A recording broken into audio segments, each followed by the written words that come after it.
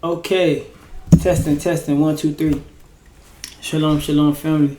This is the introduction lesson or episode into what we know as Dabarym.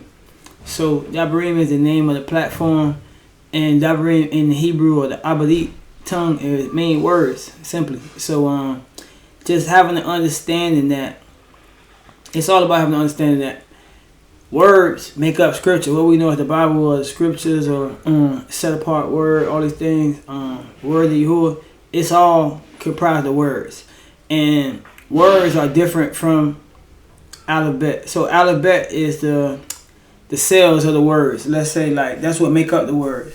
Words is made up of ABCs, you know what I'm saying, with ABGs or certain letters make up words. So and with words we get structure. And we get the scriptures, we get commands, we get all these things from words. So sometimes when you study the scripture, you got to break down words. So Dabarine is all about breaking down the words, understanding the history, culture, and archaeology of the word, you know. So that's important. All these things are important to the Hebrew faith, the culture, and practice. So that's what Dabarine is all about. So which we already talked about. So you see, for example, the top, let's say Ha Abarym or the words, and that is the ancient Paleo-Hebrew script. And we're going to go over more of that, things like that, like the history of the language, the growth of the language, and the change in the pronunciation of words, the change in the writing out of the words. But it's important to go through that and have an understanding so we could be able to go back and get the original meanings and get the better context of scripture. All these things, having an understanding of the language, the letters, all these things give us better context, better understanding of scripture so we could learn important things. Like one of the most important things and one of the most important reasons that got me into doing Dabarym and got me into understanding the Hebrew or the Abaryt is learning the name of the Creator. It's something still a hot button issue in the community. It's something that I see a lot of people still don't understand. So it's the purpose of Dabarym, to clarify all these things, because a lot of people like to say like, oh, you know, the Father gonna make it right when he come, or it's okay to say this name, or it's okay to say that name. But it just take a simple look and examination of the text and we get answers. So it's not like a thing where we can say like, we don't really know. You know, people like to say that. I think out of just complacency sometimes, but we do know, and there are answers. So Dabarym will be a series of in-depth studies of words from the Bible. Very basically, we will be attempting to take these words from out of the Bible back through the translations and look at them through the original Abaryt or Hebrew or Ivrit. So a lot of terms for that word, but literally in our transliteration is Abaryt. We're going to take them back through the original Abaryt in order to gain a more authentic, concrete definition and understanding. So again, all these things very important, critical even. So Abaryt is the language spoken by Ha Abarym, the Hebrew people. So it's very important to understand. People was called Hebrew, because stuff like this is just so intriguing to me. When you start learning about Hebrew, it's like, well, how you say Hebrew in Hebrew? And it ain't Hebrew. You know, it's Abarym, so or Abar, and you know, people who are Hebrew or Abarym, and the language that they spoke was Abaryt. So these things are important again because people represent the culture. So let me finish reading. So Abaryt is the language spoken by Ha Abarym, the Hebrew people / the culture, the people or the culture responsible for bringing us what we now have today, called the Bible or the Scriptures. But in the Abaryt Katubym, the writings, that's what we call the Bible, the writings. So the goal being that through a better definition of the words in the book, that we'll also be able to acquire a better understanding of all things pertaining to it. The authors, the culture, the intent of the writers, the instructions contained within, and how they relate to us. All these things become clarified when we dive into the language and we dive into words and word studies. So anybody who's been doing this walk as a Hebrew, quote unquote, for a while now should be familiar with word studies. Again, the name of the Father being the most important name at some point in time you should have studied. So again, for the people who haven't, and people who are interested in learning more words. That's why we diving into the subject deeper.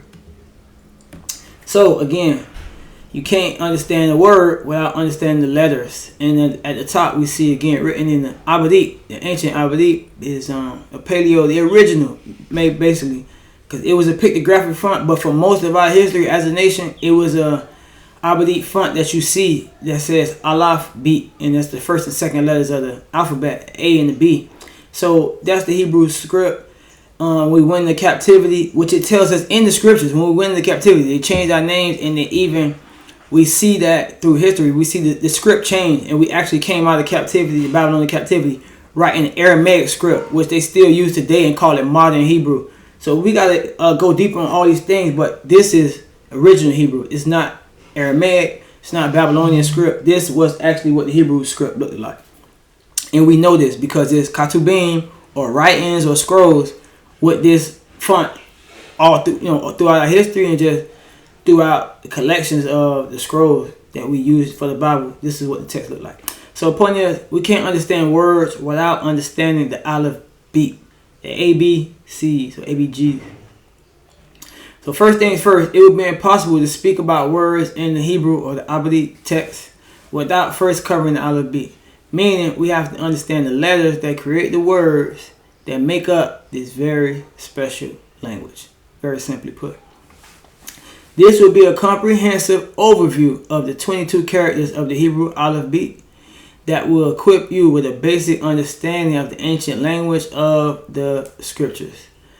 Modern Hebrew is not the same as ancient Hebrew. And I underline because it's very important. Because now people, if you go to learn Hebrew from a class or college or any modern learning institution, they're going to teach you, quote unquote, classical, not classical Hebrew, but it's going to be called just Hebrew or classical Hebrew. But it's modern Hebrew basically, and it's a mixture of languages and fonts. So again, the font is like an Aramaic script, Babylonian script. The language, the words, and just the pronunciation of the language come from a blend of different cultures. So that's different than what we're learning. So I just want to point that out. Therefore, I will omit some characters from the modern language and focus only on the ancient. Since you cannot write ancient Hebrew with vowel points, I will not make use of them in this study. So that's very important to understand. Very important. Because some people think Hebrew have to have vowel points. But it's very interesting to note that that was brought in much later in our history. After the temple was destroyed and after the original people had been sent into exile, by the way. So something we got to be careful with. So the last thing I really want to explain, almost the last thing, is just understanding what is transliteration and how we're going to transliterate these Hebrew words. So let me just read exactly what it says, then I'll discuss. So first of all, this is the pound for pound translation, and that's what I like to call it. And I think it should say transliteration. That's actually what we're going to be doing. We transliterating the words, but it's going to be what you're going to get in Dabarine is pound for pound translation and transliteration. So this is what I like to refer as the simple translation or transliteration. Following this method of translation, or more accurate transliteration, each Hebrew or Abaryt character will be transliterated using a specific corresponding English character. Let me read it again. Following this method of transliteration, each Abaryt character will be transliterated using a specific corresponding English character. I hope y'all get it, but I'm going to show you guys an example next slide, and we will conclude. So the transliteration of the Abaryt to English will be the same every time in our translation, which is very important because it's not like that when they use the vowel points. But again, our ancestors didn't use vowel points, and it was a very sure system. It didn't really need to be added, and that's one of the commandments, not to add or take away from the word. So we're going to be especially particular about that. So again, even though some of the Abaryt characters make different sounds in different places and may have their own rules, which we will discuss, the transliteration is the same every time. So I hope you guys understand that, the pound for pound transliteration. That is what Dabarym is all about.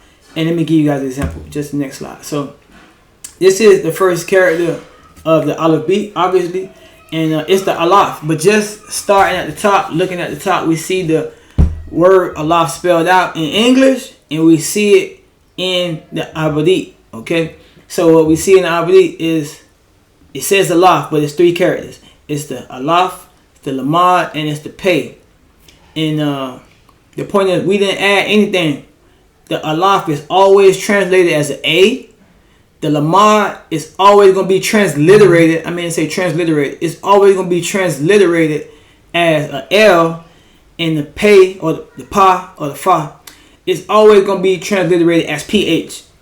Now, if it's in the beginning of the word, let's say the Pei or the Pa, for example, that one, it has a rule. If it's at the beginning of the word, it's a P sound. But if it's at the middle or the end, then it is a PF sound, PH sound, like an F. So we saying Aloft, okay? But if that Pei or Pa was at the beginning of a word, it would make a P sound, as in Pasak. You see, so that this third character in the Aloft, it has a rule to it, and we can see it being applied in this very first instance. And this does not change, and it's something that we have to be considerate of, and we have to recognize, we have to understand it. So let me just read what the Aloft is all about. So Aloft, we got the modern Aramaic script, just to show you, as for reference, what this character look like today. But basically, the Aloft is spelled Aloft, Lamad, Pa, like I just did. And this is again a more basic, contemporary, modern script. I wrote it out in. We got the ancient, we got the modern script. And it gives a sound of A, as in what. The ancient form is pictured here as like one of the first earlier pictographic version. What came a little bit after pictographic. So that's the ancient form. And then we got the pictographic form, is basically what the original form of the letter. And we can see just how it morphed, again, from the pictographic form to what we see all throughout the ancient writings in our text. And then we got basically the 2 modern Aramaic script form, which literally came from our captivity. So this is what we want to know about the evolution of the Aloft. For example, again, this Hebrew character has changed throughout the years, but the spelling has not changed and the meaning has not changed. The numerical value of this letter is 1. So the definition, man, the definition of this word is hence, to learn, teach, utter, to make or bring forth 1,000. That's really the definition. That's why writing it as Aloft is not a translation, because the translation would take it from Aloft to being 1,000. What we're doing is transliterating the word character by character and giving you the phonetic sound of it.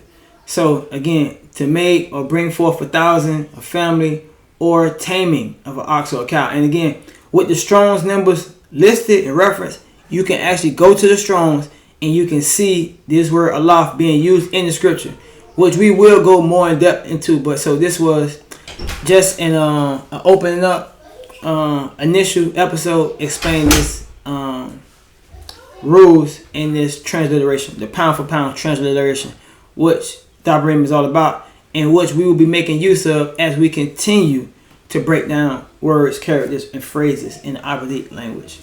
So, shalom, shalom, family. Thank you guys for listening, joining, and see you guys in the next episode.